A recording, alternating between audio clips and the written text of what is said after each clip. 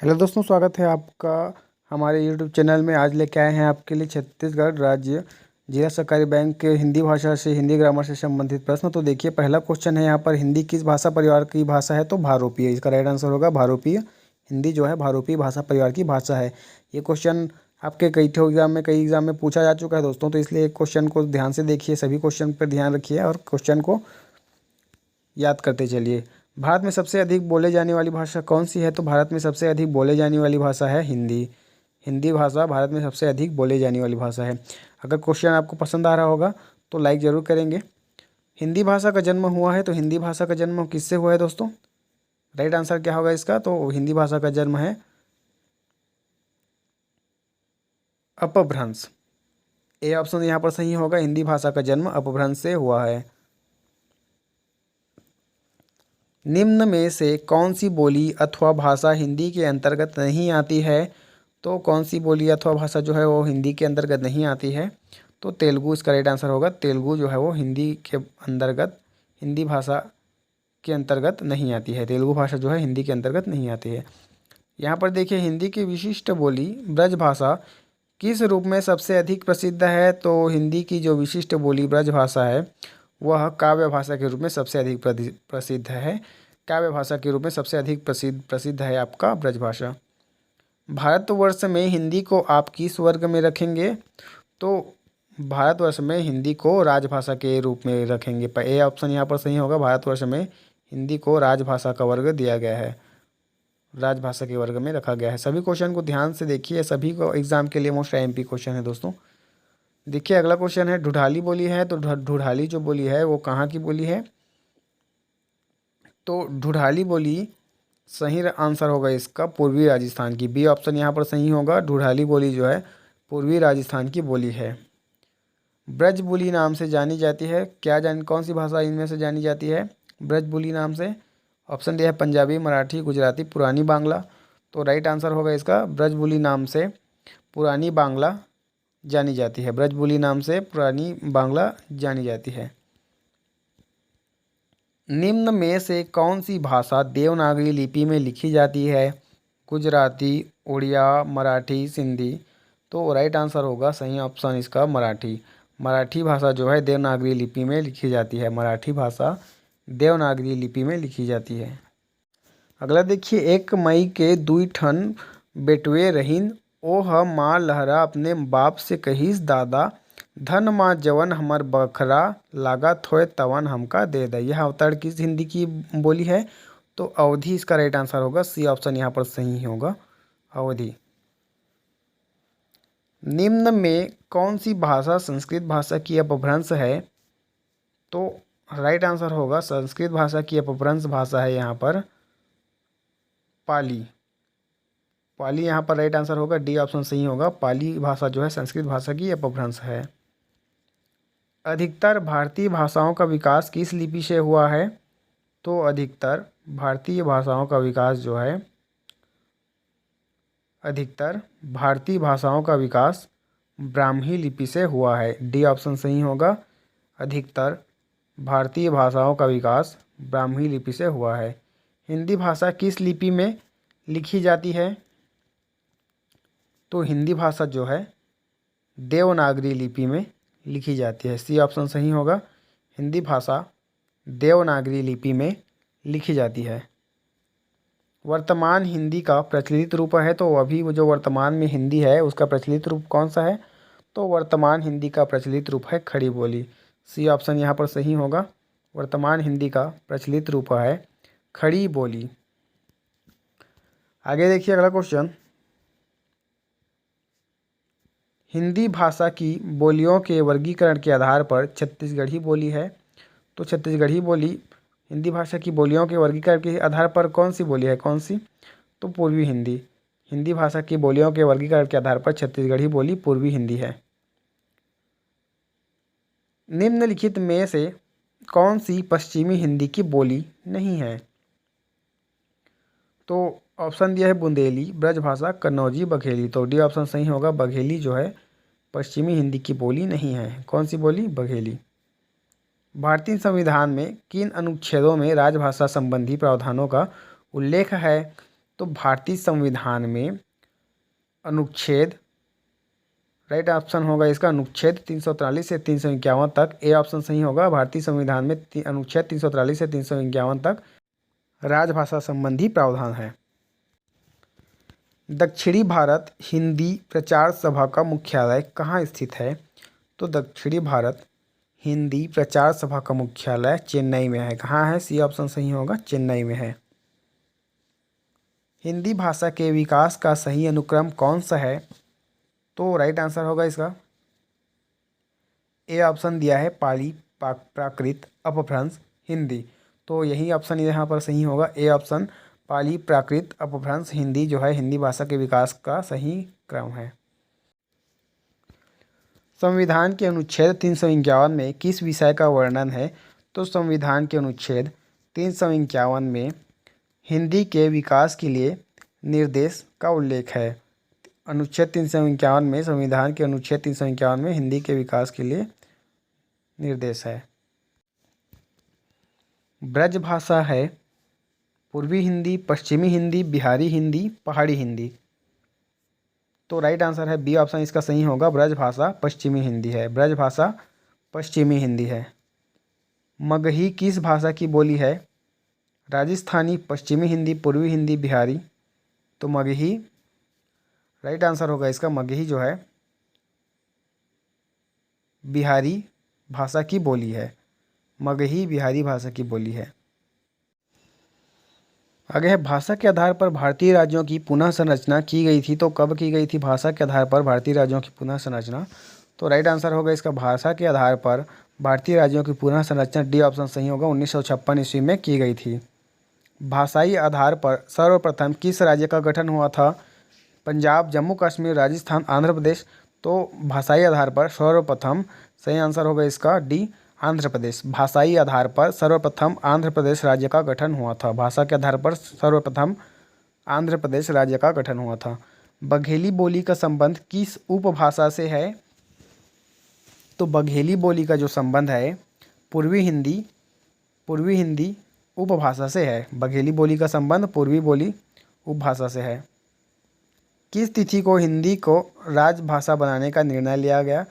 तो right answer है इसका 14 सितंबर 1949। सी ऑप्शन सही होगा, 14 सितंबर 1949 को हिंदी को राजभाषा बनाने का निर्णय लिया गया।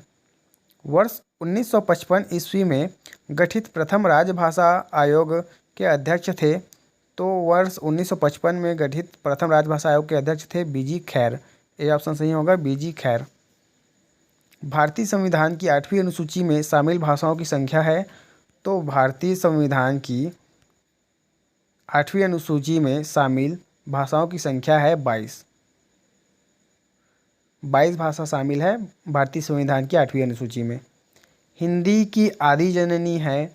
तो हिंदी की आदि जननी है, राइट आंसर होगा इसका ऑप्शन दिया है संस्कृत। जो पहला ऑप्शन दिया है ए ऑप्शन संस्कृत, यही इसका राइट आंसर है। हिंदी की आदि जननी है संस्कृत। 8वां विश्व हिंदी सम्मेलन 2007 ईस्वी का आयोजन स्थल था। तो 8वां विश्व हिंदी सम्मेलन 2007 का आयोजन स्थल था न्यूयॉर्क। न्यूयॉर्क याद रखना है। निम्नलिखित में से कौन भारोपीय परिवार की भाषा नहीं है? तो यहाँ पर राइट आंसर होगा मलयालम। सी ऑप्शन सही होगा, मलयालम।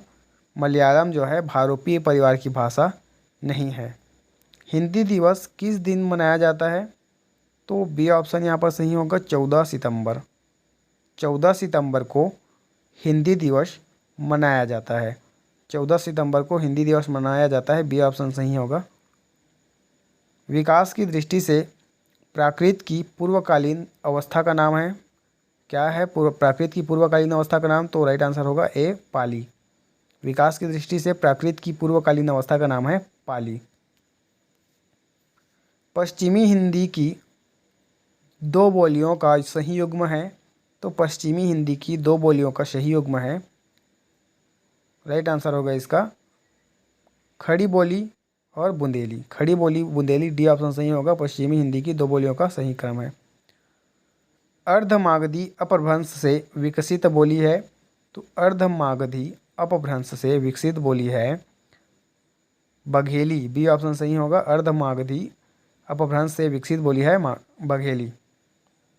देवनागरी लिपि का सही विकास क्रम है? तो देवनागरी लिपि का जो है सही विकास क्रम है, इसका राइट आंसर होगा ऑप्शन सी, ब्राह्मी लिपि, गुप्त लिपि, नागरी लिपि, फिर देवनागरी लिपि। ब्राह्मी, गुप्त, नागरी, देवनागरी।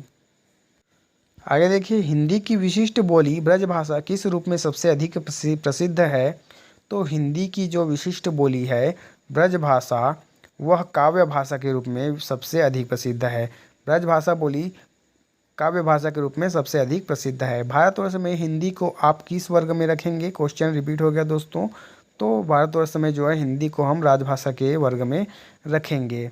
राजभाषा के रूप में माना जाता है हिंदी को हमारे भारतवर्ष में। आगे देखिए, ढूढ़ाली बोली है, तो ढूढ़ाली बोली क्या है? राइट आंसर होगा इसका ढूढ़ाली बोली जो है, इसका सही ऑप्शन है ढूढ़ाली बोली पूर्वी राजस्थान की बोली है। बी ऑप्शन यहाँ पर सही होगा। ढूढ़ाली बोली पूर्वी राजस्थान की बोली है। अब देखिए, भारत में सर्वाधिक लोगों द्वारा कौन सी भाषा बोली जाती है? तो हिंदी भाषा बोली जाती है। देवनागरी लिपि। संविधान के किस अनुच्छेद के अनुसार हिंदी भारत की राजभाषा है? तो अनुच्छेद 343(1) के तहत। हिंदी दिवस किस तिथि को मनाया जाता है? तो 14 सितंबर को हिंदी दिवस मनाया जाता है। याद रखिए, संविधान के किस अनुच्छेद के अनुसार हिंदी भारत की राजभाषा है? तो अनुच्छेद 343। अगला देखिए, मैथिली किस राज्य की भाषा है? तो मैथिली जो है बिहार की भाषा है। मैथिली जो है बिहार राज्य की भाषा है। मैथिली बिहार राज्य की भाषा है। भारत के प्रथम राष्ट्रकवि कौन है? तो मैथिली शरण गुप्त। भारत के प्रथम राष्ट्रकवि हैं मैथिली शरण गुप्त। आधुनिक युग की मीरा किसे कहा जाता है? तो आधुनिक युग की मीरा महादेवी वर्मा को कहा जाता है। आधुनिक युग की मीरा महादेवी वर्मा को कहा जाता है। हिंदी विषय पर प्रथम ज्ञानपीठ पुरस्कार पाने वाले कौन थे? तो कमेंट करके बताइए। अगला देखिए, 8वां नंबर, कलम का सिपाही किसे कहा जाता है? तो मुंशी प्रेमचंद को कलम का सिपाही कहा जाता है। साहित्यकार अज्ञेय जी का पूरा नाम क्या है? तो साहित्यकार अज्ञेय जी का पूरा नाम है सच्चिदानंद हीरानंद वात्स्यायन अज्ञेय। हिंदी का प्रथम पात्र कौन सा है? तो हिंदी का प्रथम पात्र है उदंत मार्तंड। भारत में संस्कृत माँ है, हिंदी बहुरानी और अंग्रेजी नौकरानी किस महापुरुष के अनमोल वचन है? तो डॉक्टर कामिल बुल्के ने कहा था कि भारत में संस्कृत माँ है, हिंदी बहुरानी और अंग्रेजी जो है नौकरानी। भारत का शेक्सपियर किसे कहा जाता है दोस्तों? तो भारत का शेक्सपियर कालिदास को कहा जाता है। मध्य प्रदेश के किस जिले को देश का प्रथम हिंदी साक्षर जिला घोषित किया गया है? नरसिंहपुर को। रामधारी सिंह दिनकर को किस रचना के लिए ज्ञानपीठ पुरस्कार मिला था? तो रामधारी सिंह दिनकर को उनकी रचना जो है उर्वशी, रामधारी सिंह दिनकर को उनकी रचना उर्वशी के रचना के लिए ज्ञानपीठ पुरस्कार मिला था। देश का पहला राष्ट्रीय हिंदी संग्रहालय कहाँ स्थापित किया जा रहा है? तो आगरा में। और देखिए, विश्व में सर्वाधिक भाषाएं किस देश में बोली जाती है? तो भारत में। संविधान की 8वीं अनुसूची के अनुसार कितनी भाषाओं को राजभाषा के रूप में संवैधानिक मान्यता प्राप्त है? तो 22 भाषाओं को संवैधानिक मान्यता प्राप्त है 8वीं अनुसूची के अनुसार। अगला दिया है, हिंदी की वर्णमाला में कितने स्वर व कितने सम स्वर हैं? तो 11 स्वर व 33 सम स्वर हैं। हिंदी में आशु लिपि के जन्मदाता कौन है? तो राधेलाल द्विवेदी जी हैं हिंदी में आशु लिपि के जन्मदाता। महादेवी वर्मा को किस रचना के लिए ज्ञानपीठ पुरस्कार मिला था? तो यामा इसका राइट आंसर होगा। आधुनिक युग के चरण कौन है? तो आधुनिक युग के चरण हैं रामधारी सिंह दिनकर जी। देवताओं की लिपि किसे कहा जाता है? तो देवनागरी लिपि को देवताओं की लिपि कहा जाता है। हिंदी भाषा का प्रथम महाकाव्य किसे कहा जाता है? तो पृथ्वीराज रासो। चंदब्रदाई की रचना है पृथ्वीराज रासो, जिसे हिंदी भाषा का प्रथम महाकाव्य कहा जाता है। आगे देखिए, 24 नंबर का क्वेश्चन, 25 नंबर का क्वेश्चन है, सॉरी। हिंदी खड़ी बोली की जन्मदाता कौन है? तो हिंदी जो खड़ी बोली है, हिंदी खड़ी बोली के जन्मदाता हैं भारतेंदु हरिश्चंद्र। हिंदी साहित्य में हालावाद के प्रवर्तक कौन थे? तो हिंदी साहित्य में हालावाद के प्रवर्तक थे हरिवंश राय बच्चन। हिंदी साहित्य की प्रथम कहानी कौन सी है? तो हिंदी साहित्य की प्रथम कहानी है इंदुमती। हिंदी साहित्य की प्रथम कहानी है इंदुमती। हिंदी के प्रथम कवि कौन थे? हिंदी के प्रथम कवि थे सिद्ध सरहपा, 9वीं शताब्दी के। हिंदी की प्रथम रचना कौन सी है? तो श्रावकाचार ग्रंथ देवसेन वमत द्वारा लिखी गई। हिंदी का प्रथम उपन्यास कौन सा है? तो परीक्षा गुरु जो है हिंदी का प्रथम उपन्यास है, जिनके उपन्यासकार हैं श्रीनिवास दास वमत। हिंदी की प्रथम पत्रिका कौन सी है? संवाद कौमुदी। हिंदी के सर्वप्रथम गीत लेखक कौन है? तो विधापति। हिंदी के सर्वप्रथम गीत लेखक हैं विधापति। अगला देखिए, हिंदी के सर्वप्रथम दैनिक समाचार पत्र कौन सा है? तो हिंदी के सर्वप्रथम दैनिक समाचार पत्र है सुधावर्षण। हिंदी का प्रथम एकांकी कौन सा है? तो एक घूंट। मैला आंचल उपन्यास के लेखक कौन हैं? तो फणीश्वर नाथ रेणु। मैला आंचल उपन्यास के लेखक हैं फणीश्वर नाथ रेणु। अगला क्वेश्चन देखिए, हिंदी साहित्य के इतिहास को कितने कालखंडों में विभाजित किया गया है? तो 4 कालखंडों में विभाजित किया गया है। कौन कौन से? आदिकाल या वीरगाथा काल, मध्यकाल या भक्तिकाल, उत्तर मध्यकाल या रीतिकाल और आधुनिक काल में। अगला देखिए, अटल बिहारी वाजपेयी हिंदी विश्वविद्यालय की स्थापना कहाँ की जा रही है? तो भोपाल मध्य प्रदेश में की जा रही है अटल बिहारी वाजपेयी हिंदी विश्वविद्यालय की स्थापना। तो आज के लिए इतना ही दोस्तों। चैनल को लाइक कीजिए, सब्सक्राइब कीजिए और बेल आइकन को दबा दीजिए ताकि आपको नए वीडियो का अपडेट जल्द से जल्द मिलता रहे। और वीडियो कैसा लगा आप कमेंट करके जरूर बताएं। धन्यवाद।